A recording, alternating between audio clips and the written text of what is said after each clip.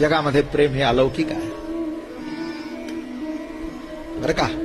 तुम्ही काहीतरी आम्हाला द्यावं, आम्ही काहीतरी तुम्हाला द्यावं, हा व्यवहार आहे. प्रेमात असा आहे, तू कर नाही तर नको करूस, पण मी मात्र तुझ्यावर करणार. तू माझ्यावर किती प्रेम करतोस मला माहिती नाही, पण मी तुझ्याशिवाय सख्या जगू शकत नाही. हे मात्र माझ्या जीवनाचा सार आहे.